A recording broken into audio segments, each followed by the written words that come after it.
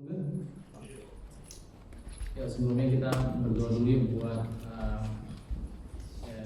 pelajaran kita hari ini. Bapak yang baik, kami mengucap syukur untuk hari ini kalau kami bisa berkumpul bersama-sama dalam keadaan yang baik, sehat. Terima kasih Tuhan kalau sampai hari ini kami bisa berkumpul dalam keadaan yang baik dan kami sudah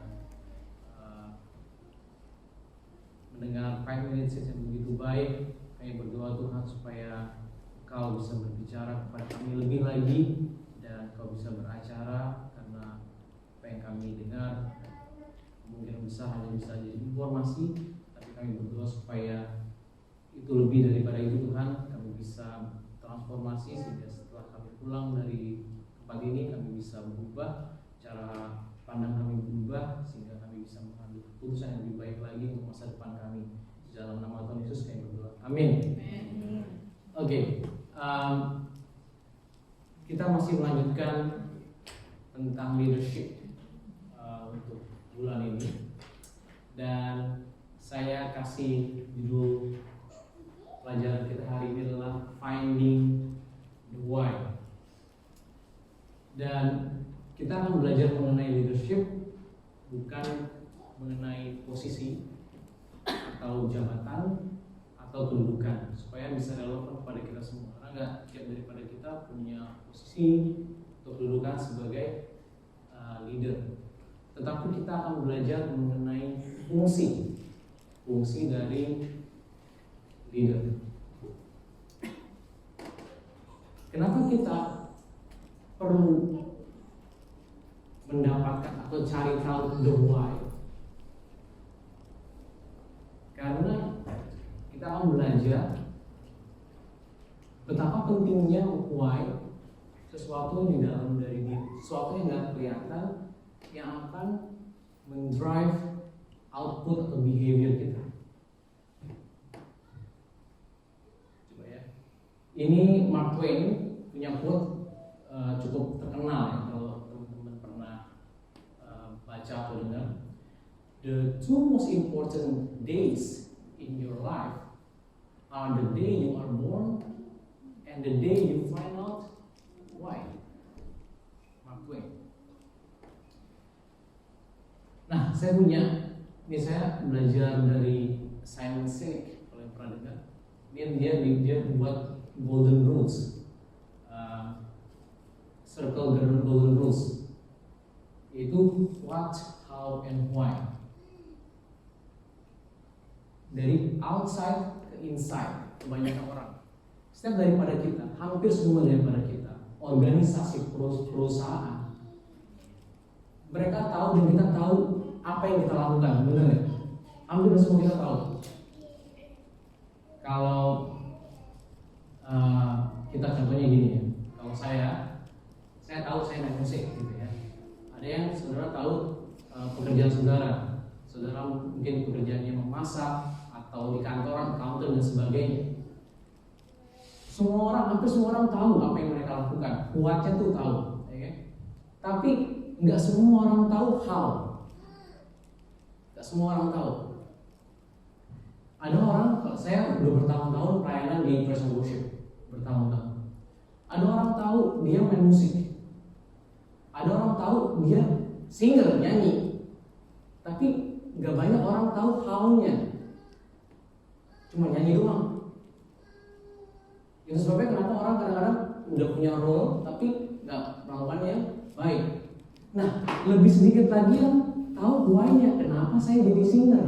Kenapa saya jadi musisi? Sedikit. Lebih sedikit lagi. Nah, hari ini kita akan belajar bagaimana membalik. Kita melihat dari insight. Kalau kita kuat itu yang paling clear, ya, paling jelas. Why itu yang paling gak jelas. Jadi oleh sebab itu kita harus cari tahu why-nya, sehingga dari situ kita akan menemukan caranya how dan what-nya. Tapi banyak orang tuh terbalik, what-nya dulu, how-nya, and why. Jadi kalau saudara sekarang bertanya, kalau ada yang kosong, saudara dapat pekerjaan, gitu, saudara dapat kesibukan, tapi kayaknya ada sesuatu yang apa ya? Nah, berarti why-nya itu belum jelas. Leadership, kita udah belajar 2 minggu yang lalu, 2 minggu berturut-turut, dan saya hanya menambahkan dan menekankan leadership itu sebenarnya cuma simple, itu mengenai pengaruh atau influence. Kenapa kita perlu belajar leadership tentang fungsi? Karena leadership itu is about influence. Dalam hidup ini, dari saudara lahir sampai saudara meninggal, ada 2 kemungkinan. Entah kita dipengaruhi atau kita mempengaruhi. Udah, itu aja. Gak ada yang lain. Entah kita dipengaruhi atau kita mempengaruhi. Kalau misalnya saudara bangun pagi hari ini, banyak orang, banyak pihak yang berlomba-lomba untuk mempengaruhi saudara mengambil keputusan hari itu. Banyak. Apalagi kalau saudara punya yang namanya sosial media, Instagram aja. Saudara lihat nih, ting-ting, kan dari Instagram itu sebenarnya ada prinsip leadership, pengaruh dan mempengaruhi. Saudara follow seseorang dan saudara dapat feed-nya atau postingannya, dan juga saudara dapat story-nya. Ya, misalnya tadinya itu saya lagi nggak mau makan manis-manis, tiba-tiba, ada story orang makan martabak. Bagi saya masih kuat nih martabak. Tapi ternyata satu grup yang sama, ada 5 orang posting story yang sama. Oke, wah. Tadinya saya nggak mau makan, jadi ini kayaknya kita belum bisa martabak. Nah, keputusan kita dipengaruhi oleh orang lain. Dan bayangin kalau saudara melakukan itu dengan sengaja. Mungkin orang tersebut yang grup itu, ya, grup anak muda biasanya. Tahu kan, saudara tahu lah orang-orangnya siapa gitu. Mungkin mereka nggak niat sebenarnya. Mereka nggak mau mempengaruhi saya, enggak. Cuman posting story aja. Itu aja nggak niat mempengaruhi, bisa mempengaruhi orang. Apalagi kalau saudara benar-benar niat, saudara bisa mempengaruhi orang. Saya dalam menggunakan sosial media, saya tahu persis. Saya lagi kalau mau post itu saya mikir ribuan kali. Maksudnya apa nih? Kenapa saya mau posting ini? Kebanyakan sih saya mau posting itu untuk orang-orang yang ngikutin saya. Saya tahu bahwa saya mau mempengaruhi mereka supaya mereka bisa lebih baik lagi. Jadi kadang-kadang kalau saya posting tentang musik, tentang FGF, saya berharap gitu ada orang-orang di luar sana nanti kalau ke Christchurch mau join kita gitu loh, mau join tim musik kita gitu doang. Itu goal saya. Itu yang saya lakukan. Yesus juga mengatakan bahwa kita itu adalah pengaruh. Ya, dia bilang dia ngasih role kepada kita. Kamu adalah garam dunia. Jika garam itu menjadi tawar, dengan apakah ia dihasilkan? Tidak ada lagi gunanya selain dibuang dan diinjak orang. Ini pernyataan Yesus. Ya, kalau kita adalah garam, kita memberikan pengaruh. Garam itu fungsinya adalah apa aja sih pengaruhnya? Ya, fungsinya adalah pertama untuk memberikan rasa. Ya, setelah dimasak, walaupun garam itu nggak kelihatan, tapi kenyataannya dia memberi pengaruh. Mungkin saudara memberikan pengaruh, nggak kelihatan bekerja di belakang layar, nggak kerja di panggung, nggak kelihatan orang, tapi ketidakhadiran saudara tuh kerasa banget. Kayaknya nggak ada dia tuh, ada yang hilang gitu, hambar. Nah, garam itu juga fungsinya untuk mencegah pembusukan. Oleh karena itu keberadaan kita sebagai kolektif, ya, untuk garam, banyak di luar sana tuh mau mempengaruhi yang negatif. Dengan adanya kita sebagai garam itu mencegah pembusukan, mencegah yang negatif itu berkembang. Makanya Tuhan butuh kita. Nah, surga ngomong gini, kalau garam itu menjadi tawar, surga nggak bisa ngapa-ngapain, nggak bisa membela saudara. Sorry, kalau kamu menjadi tawar, dengan apa yang dihasilkan? Nggak ada lagi hiburannya selain dibuang. Oleh karena itu hati-hati, saudara punya role sebagai garam. Jangan sampai menjadi tawar, karena nggak ada yang bisa bantu saudara. Dan kamu adalah terang dunia. Kota yang terletak di atas gunung tidak mungkin tersembunyi. Lagi pula orang tidak menyalakan pelita lalu meletakkannya di bawah gantang, melainkan di atas kaki dia sehingga terangmu bercahaya di depan orang supaya mereka melihat perbuatanmu yang baik dan memuliakan Bapamu yang di surga. Bedanya sama garam, kalau terang itu kelihatan, kayak lampu ini kelihatan jelas. Tapi bukan berarti dia kelihatan untuk kita pandangin. Dia ada cuma untuk menerangi kita, supaya kita bisa mengambil keputusan dengan baik. Kita nggak ketabrak di jalan gitu. Itu fungsinya terang.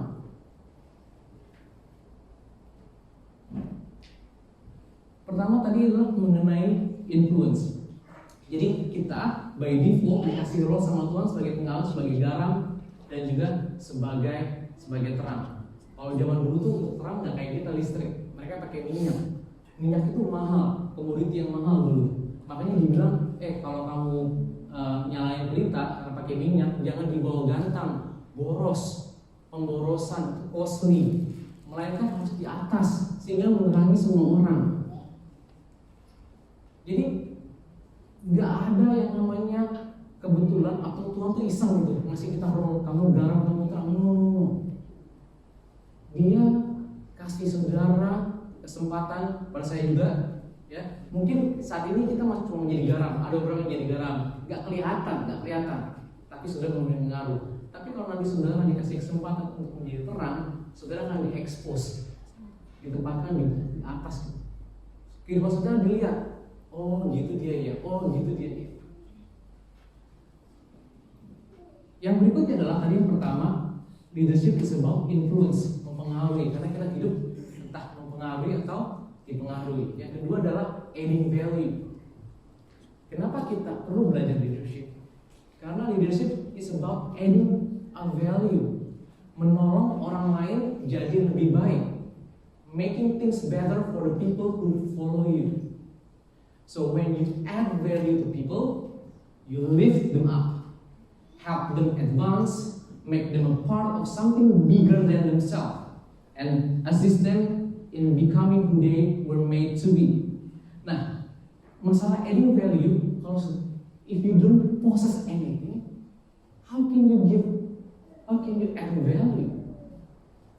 Jadi saudara harus punya sesuatu yang untuk bisa dibagikan, menambahkan nilai kepada orang-orang yang mengikut saudara. G-nya harus dikurangi, G-nya terus menuju. So what do you have? What do you have? Do you have skills? Do you have opportunities? Mungkin saudara punya perusahaan, saudara mau ngasih kesempatan, saudara punya organisasi, saudara mau memberikan kesempatan orang lain untuk berkembang. Atau mungkin saudara punya insight atau perspektif, saudara bisa bantu orang untuk bantu mereka melihat perspektif yang baru tentang hidup. Tapi kalau skill itu kan didapatkan nggak langsung datang gitu aja, bener nggak? Saya punya skill main musik. I have spent hours before, hours, days, months, years to build up my skills. Dan setelah saya punya, saya bagikan. Jadi nggak langsung datang ajaib. Kalau saudara mau add value, apa skill saudara harus belajar. Saudara mau punya opportunities, saudara punya perusahaan, saudara harus build up perusahaan saudara. Kalau saudara pengen membagikan perspektif, knowledge, maka saudara juga harus gain knowledge. Ini ada sesuatu yang harus kita punya untuk kita bagikan. Nah, ini ada cerita di Perjanjian Lama, Elia dan Elisa. Pernah dengar nih, Elia dan Elisa? Ini cerita tentang Elisa pertama kali terpanggil sama Elia. Ya, dia 1 Raja-Raja 19 ayat 19 sampai 20. Setelah Elia pergi dari sana, ia bertemu dengan Elisa bin Safat yang sedang membajak dengan 12 pasang lembu. Ini ketahuan nih orang kaya nih. Kenapa? Karena 12 pasang lembu berarti 24. Sedang ia sendiri mengemudikan yang ke-12. Ketika Elia lalu di dekatnya, ia melemparkan jubahnya kepadanya. Kemungkinan besar waktu dia lemparin jubah itu, dia mau, ini kan jubah melambang, Elia itu terkenal saat itu. Dia mau menawarkan bahwa you will be my next. Jadi mau mempersiapkan, makanya dikasih jubahnya. Karena dulu nggak ada seragam kayak polisi, harus pakai seragam, nggak ada. Jadi jubah itu melambangkan sebagai suatu title atau role-nya dia sebagai nabi. Dan setelah itu ceritanya ayat 20, lalu Elisa meninggalkan lembu itu dan berlari mengikuti Elia. Katanya, biarkanlah aku mencium ayahku dan ibuku dahulu, lalu aku akan mengikuti engkau. Jadi ada proses nih yang namanya following ya. Jadi Elia itu mau diikut, mau menjadi influencer, dan Elisa itu menjadi followernya Elia. Jawabnya padanya, baiklah pulang dahulu dan ingatlah apa yang telah kuperbuat kepadamu. Oke, itu ceritanya Elisa itu pendek banget sih di dalam Raja-Raja. Tapi kemudian dalam 2 Raja-Raja 2 ayat 9-14 itu ada kisah di mana Elisa ini mendapatkan value yang diberikan sama Elia. Karena kembali lagi, leadership is about adding value kepada orang yang mengikuti saudara. Nah, di sini kejadiannya. Jadi waktu itu ini ceritanya panjang, tapi saya udah potong. Elia ini mau diangkat sama Tuhan ke surga, dan berita ini semua orang tahu. Semua orang tahu. Waktu Elia jalan dari Gilgal ke Bethel, banyak nabi juga segerombolan ngomong, udah tahu nggak bahwa Tuhanmu Elia itu akan diangkat ke surga? Udah tahu, diam aja loh, gitu. Bener ngomong gitu dia. Terus kemudian dari Bethel ke Yeriko itu jaraknya bukan dari Christchurch, dari sini ke rumah saya, jauh. Kemudian dia jalan lagi dari Bethel ke Yeriko. Elia ngomong, lu gak usah ikut gue deh, gak usah ikut gue. Udah gak apa-apa, kali ini it's okay, gue akan lepas lu gak usah follow gue. Tapi si Elisa ngomong, no, aku akan ikut engkau. Dia dari Bethel ke Yeriko juga begitu.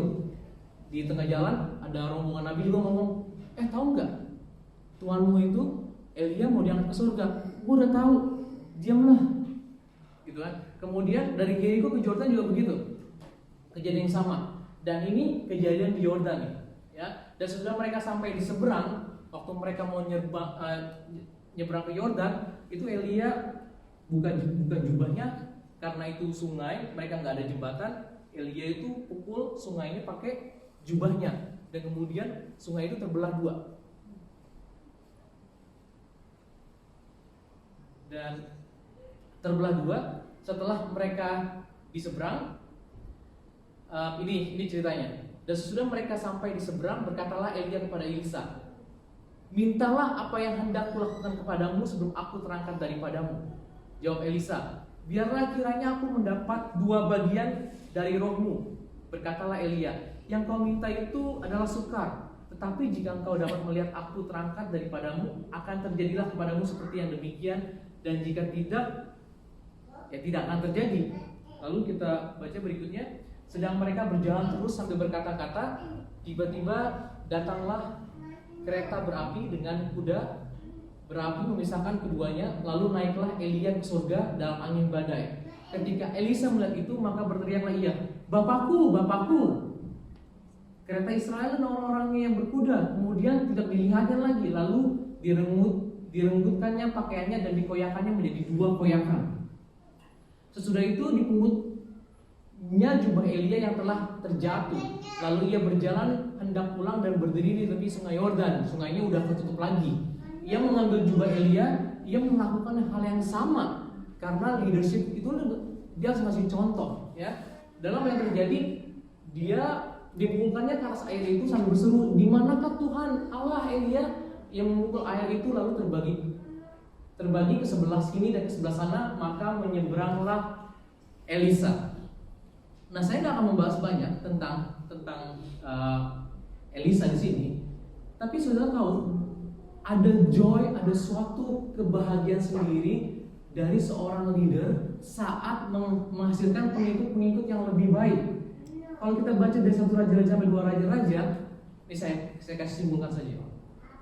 Elia itu cuma melakukan 8 mukjizat, ya.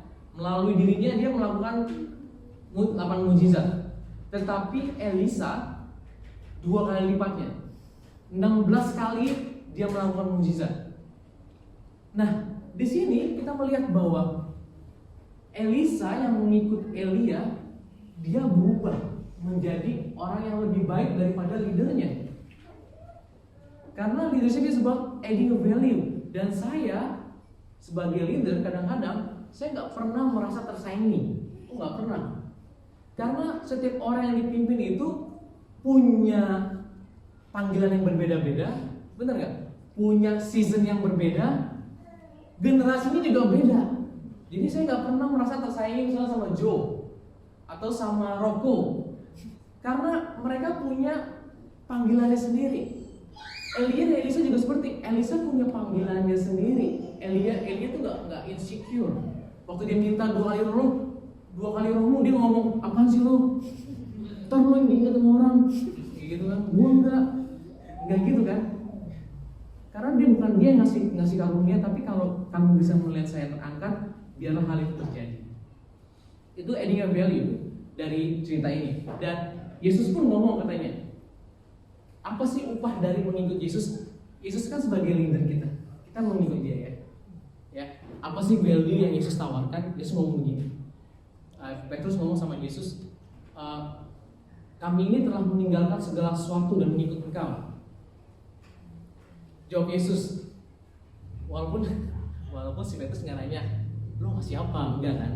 Tapi Yesus ngerti, dia ngomong gini, aku berkata kepadamu, setiap orang karena aku dan karena Injil meninggalkan rumahnya, saudaranya laki-laki atau saudaranya perempuan, ibunya atau bapaknya, anak-anaknya atau ladangnya, orang itu sekarang pada masa ini juga akan menerima kembali 100 kali lipat.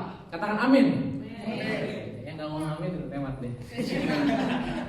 Rumah. Amin. Ngomong bukan saya, ini Yesus loh ya. Kalau saudara nggak setuju ya serah, saudara nggak setuju sama Yesus, tapi Yesus yang ngomong apa? Rumah, saudara laki-laki, saudara perempuan, ibu, anak dan ladang. Tapi di situ nggak ada istri ya. Ya, kita tahu ya. Kita kadang-kadang melihat kita kumpul di komunitas, kita punya saudara-saudara baru ya. Kita punya kayak kakak yang baru, kita punya adik-adik yang baru, kita punya orang tua yang baru yang membangun kita. Ibu, anak dan ladang sekalipun disertai berbagai penganiayaan. Apa sih penganiayaan ini? Saudara lihat deh di ceritanya Yakub sama Abraham, sama Ishak sama Abraham. Waktu Tuhan membuat hasilnya 100 kali lipat, mereka itu mengalami penganiayaan. Penganiayaannya apa? Dicemburuin lah, orang pada jealous lah. Pekerja lo sama pekerja gue berantem, nggak boleh berantem pokoknya. Nah, kalau saudara akan mendapat berkat seperti ini, karena saudara mengikut Yesus kan, Yesus bilang expect something happen. Maksudnya orang pasti akan ngomong saudara, dia begitu, dia nggak suka. Tapi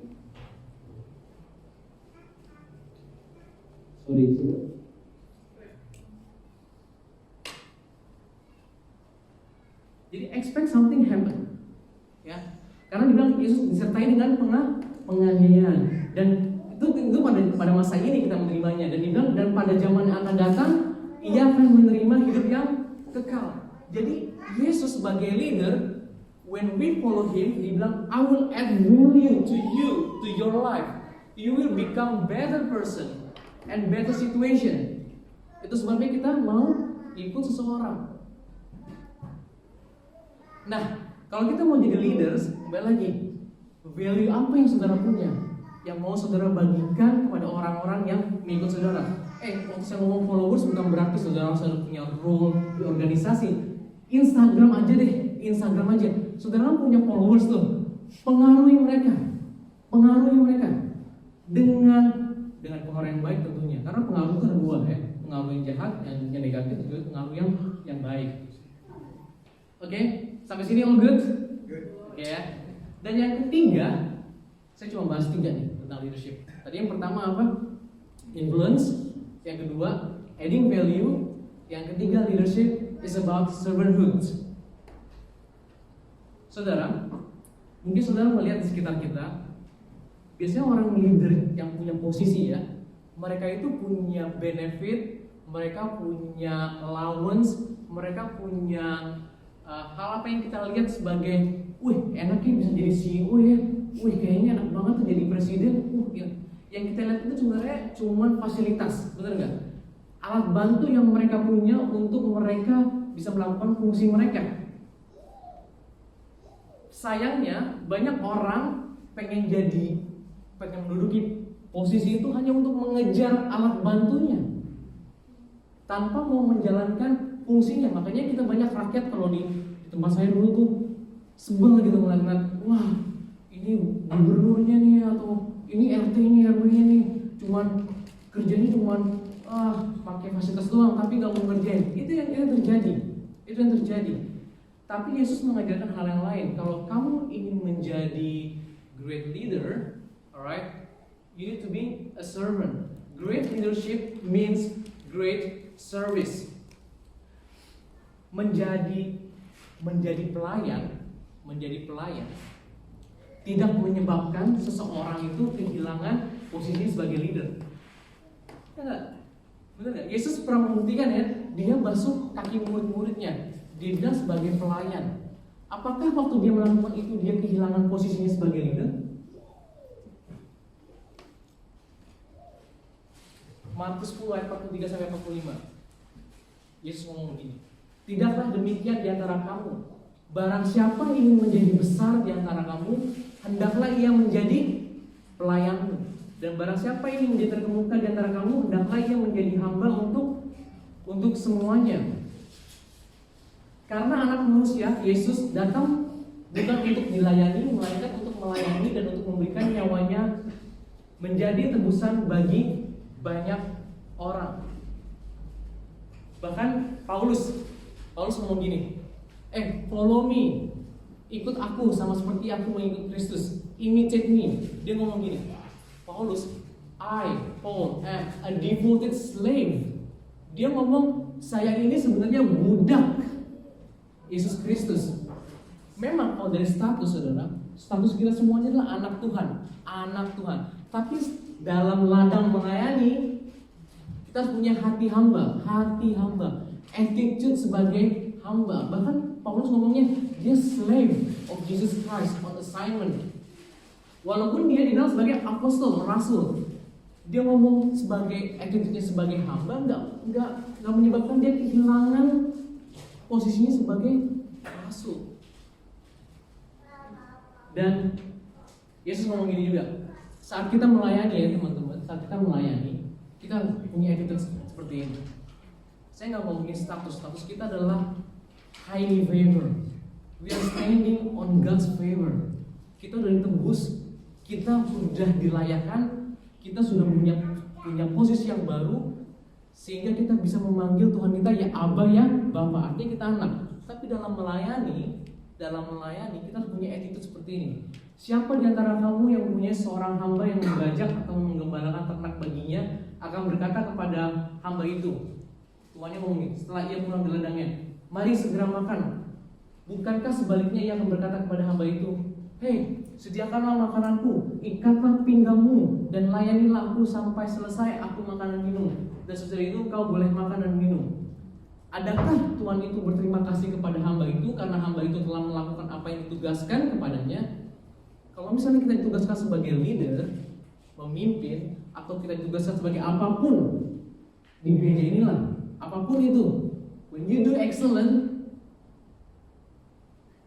demikianlah jugalah kamu apabila kamu telah melakukan segala sesuatu yang excellent tadi yang sudah ditugaskan kepadamu, hendaklah kamu berkata, kami adalah hamba-hamba yang tidak berguna.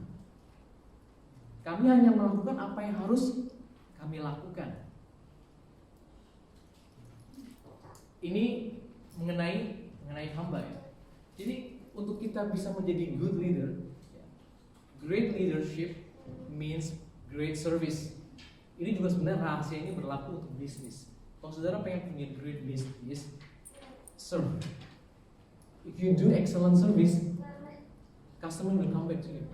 Saya udah ngeliat, customer will come back to you. Bahkan orang-orang akan memakai mulutnya sendiri untuk mempromosikan, sehingga saudara save marketing budget.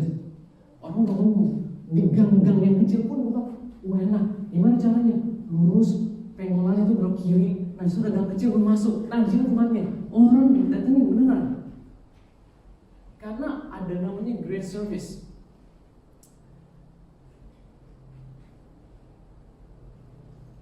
Saya punya cerita nih tentang, jadi beberapa tahun yang lalu, ini siapa yang pernah ke JPCC? Gereja JPCC? Pernah? Kamu pernah? Pernah? Siapa lagi yang pernah? Nggak pernah pernah. Jadi ngomong GBCC itu ngantri itu 1 jam setengah jam sebelum bener ya? Bener ya? 1 jam setengah, ngantrinya tuh panjang banget. Kita di sini kan nggak perlu ngantri kan, di sana tuh ngantri.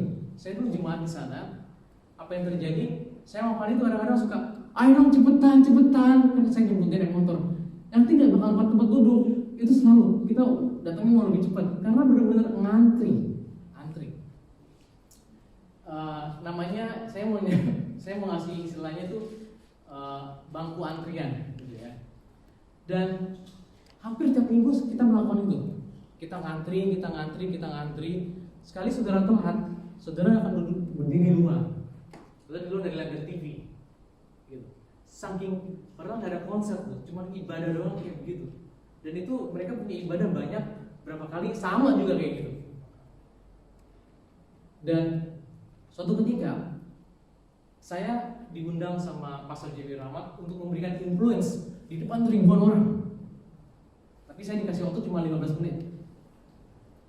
Dan setelah saya dikasih waktu itu, tau gak saudara, saya mendapatkan fasilitas yang orang lain gak pernah dapatkan. Ya, fasilitas ini untuk memudahkan saya memberikan pengaruh pada orang. Apa yang terjadi? Saya dikasih disewain hotel di samping gitu, namanya Niko, hotel Niko. Dan padahal saya udah bilang kita hari pertama saya mau tidur di rumah saya, rumahnya Fani gitu. Tapi malah disewain hotelnya, kamarnya juga. Tapi saya nggak ada yang tidurin. Pas lagi datang, pas besoknya nih, ternyata dari kemarin. Terus dikasih welcome pack-nya. Dan waktu karena nggak semua orang kenal saya kan ya. Jadi pas lagi ibadah hari Minggu, saya langsung datengin sama Inigo, teman laki Inigo ya, penyanyi juga. Di sini datengin, saya di escort. Orang pada ngantri, saya jalan. Saya langsung ke tempat VIP, saya di situ karena kan orang kalau misalnya saya nggak di escort, saya nggak boleh masuk, nggak boleh langsung masuk begitu aja. Dan saya masuk ke ruang VIP, ya, makanya saya bisa foto sama Pastor JW Rahmat situ. Dan di situ kita dilayani, dijemput, diantarin ke VIP dan disediain makanan, minuman, ditanya apapun. Pas ibadah mau mulai juga kita di escort lagi. Orang nggak perlu ngantri sih, nggak perlu ngantri lagi, langsung di escort ke depan. Tempat duduknya yang VIP, bukan kaleng-kaleng, VIP. Padahal bertahun-tahun sebelumnya saya harus berjuang masuk untuk rebutan kursi. Tapi hari itu saya duduk di VIP. Dan ibadah berapa kali dan saya diganti-ganti yang ekspor saya. Terus kemudian Pastor Alfinya juga yang ekspor saya. Temenin dan sebagainya. Saya merasa life is good. Untuk sementara saya melupakan kesedihan saya, maksudnya capeknya itu kalau ngantri itu kayak gimana. Dan setelah ibadah selesai, saya berapa kali ibadahnya. Dan apa yang terjadi? Bulan berikutnya, saya waktu itu di Singapura, jadi saya terbang. Waktu saya pulang ke Jakarta, saya mau ibadah lagi kan. Kali ini saya ngapain? Ngantri. Saya ngantri saudara, saya ngantri. Dan setelah saya ngantri, saya mendapat pelajaran bahwa sebenarnya bangku VIP yang saya terima saat itu bukan saya gimana cara kalimatnya ya? Oke, saya rephrase ya. VIP seat tersebut yang I received last time, it was never meant for me at all. It was meant for the role I held during that day. I deserve queue seats. Saya deserve-nya bangku antrian. Cuman karena saya menjalankan role saat itu, saya diberikan fasilitas itu. Jadi, kalau saudara nanti dikasih posisi supaya saudara nggak power syndrome, you deserve normal seat, not the VIP seat. Makanya kan Yesus ngomong kalau kamu diundang pernikahan, jangan mau langsung duduk di depan, terlepas kamu punya koneksi sama orang itu dan sebagainya. Remember, we deserve normalcy. Okay, now back to yang grafik yang tadi awal. Banyak orang tahu what-nya, tapi gak semua orang tahu how-nya, dan lebih sedikit orang yang tahu why-nya. Oleh karena itu saudara, kita harus tahu why-nya. Karena people don't buy what you do, but they buy why you do it. Tahu saudara, Apple itu perusahaan komputer. Saudara do research, dia perusahaan komputer. Tapi dia jualan handphone. Saat itu orang sebelum handphone malah dia jualan apa? iPod, MP3 player. Tapi karena orang buy the why-nya Apple, makanya orang beli iPod-nya. Bahkan sekarang orang beli namanya jam dari Apple. Dia bukan perusahaan jualan jam. People don't buy what Apple do. Walaupun dia jualan komputer, tapi people tuh buy the why-nya Apple does that. Kalau kita sekarang, saudara pernah selidiki nggak sih apa sih core value-nya Apple? Saya pernah research. Okay. Apple salah satu value-nya dibilang gini. We believe that people with passion can change the world for the better. Dia bilang think different dan sebagainya. Nah, orang beli jam dari Apple karena percaya bahwa now we have a new direction. Dulu orang pakai handphone yang ada keypadnya. Mana ada yang dulu PDA atau nggak PDA pakai stylus, nggak gitu laku. Tapi setelah Apple pakai ngeluarin iPhone touch, orang beli. Change direction of the world. Sekarang udah jarang handphone yang pakai keypad. Karena people buy the why, not the what. Kalau kita bisa meyakinkan orang the why, the inner one ya, sesuatu yang nggak kelihatan, people will buy it. Saudara pernah dengar nggak? Touch people's heart before you ask them for a hand. Saya ulangi lagi ya. Touch people's heart before you ask them for a hand. Saya dalam tim Praise and Worship, ini contoh saya aja ya. Saya waktu lagi hire, terlepas dari kalau orang itu udah join, waktu saya udah join. Tapi kalau waktu saya ambil role ini, kalau orang mau masuk tim saya nggak gitu, maksudnya saya nggak gitu terlalu pusingin tim orang gitu, karena mereka punya masing-masing ya. Tapi kalau masuk tim saya nggak mau hire atau ya ngomongin hire ya, because that person can do a job. Sama juga kalau saudara punya perusahaan, kalau saudara if we hire people just because they can do a job, they will work for you for money or reward. But if you hire people who believe what you believe, the why-nya, they will work for you with blood, sweat, and tears. Oke, sebabnya kalau kita lagi di tim worship ya, hari Jumat itu pas lagi latihan, saya lebih menekankan sharingnya. Saya mau menjual why-nya. Why you want to do this excellent?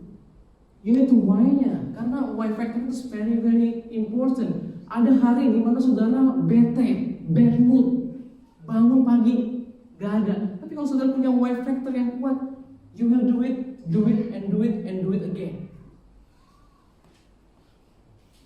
Who we are, what is it that we stand for, and where do we fit in this community? Dan ini untuk membantu adik saudara ICAP ya. Gak perlu dijawab sekarang. Saya punya statement challenge buat saudara. Ini ada suatu kalimat sentences yang masih blank, ya, to blank so that blank. So the first column itu to isilah sesuatu yang berarti contribution, so that impactnya apa?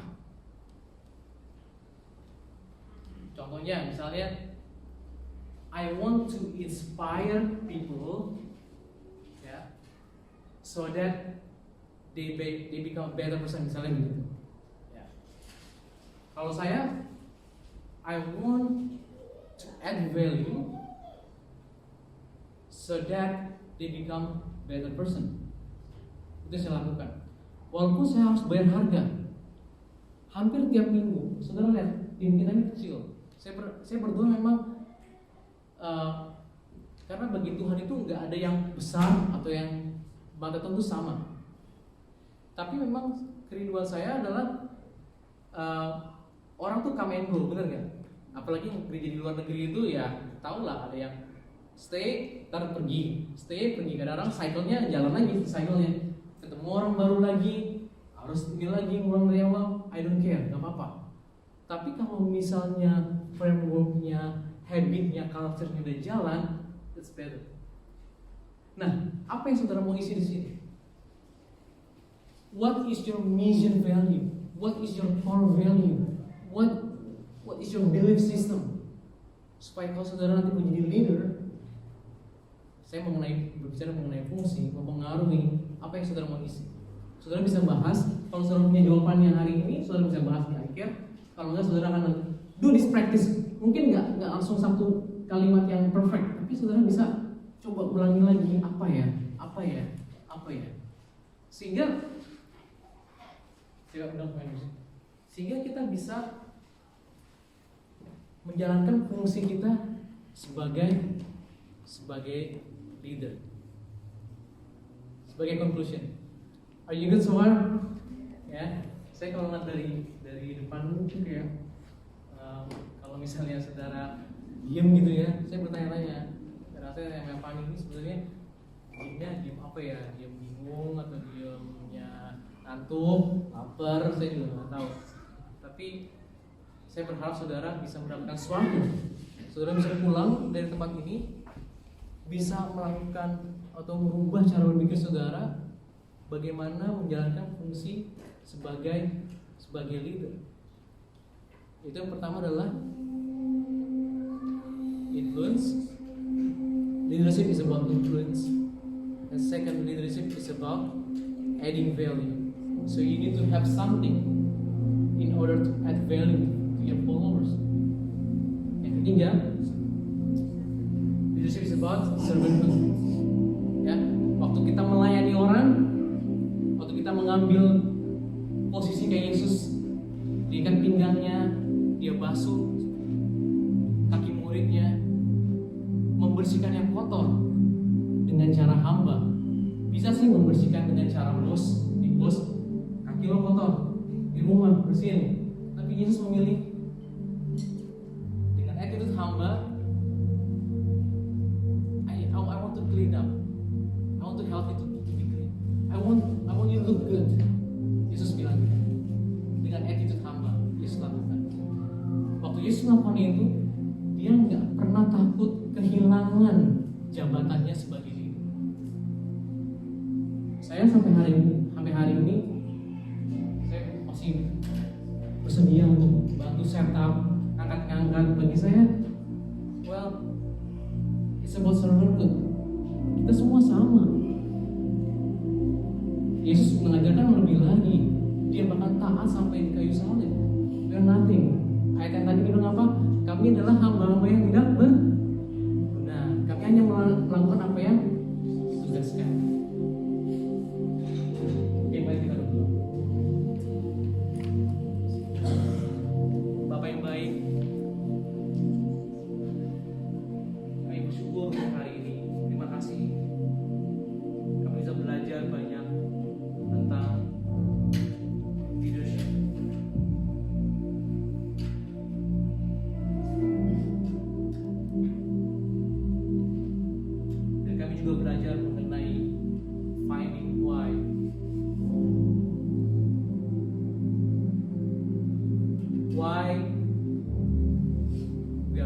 this?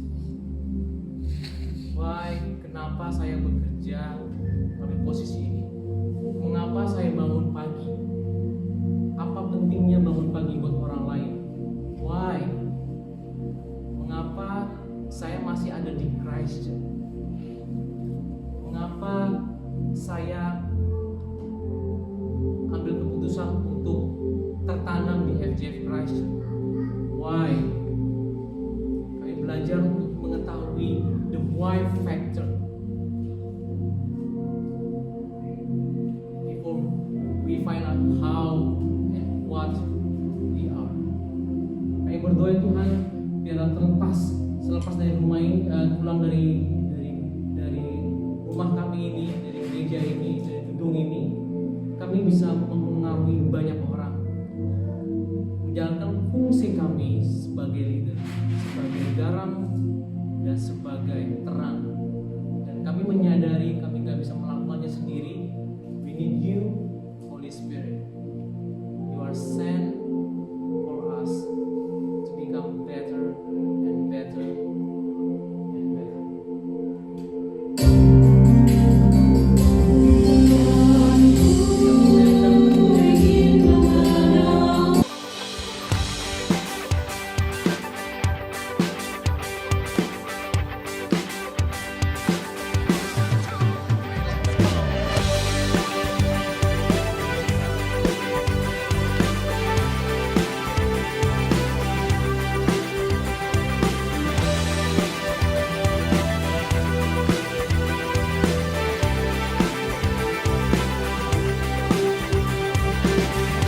Satu nama yang mengatasi segala nama.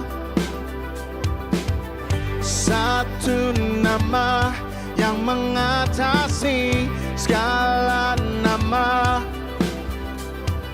Yesus Tuhan, Dia disalibkan untuk gantikanku. Yesus Tuhan yang mati untuk tebus semua dosaku. Oh, gelap sirna di dalam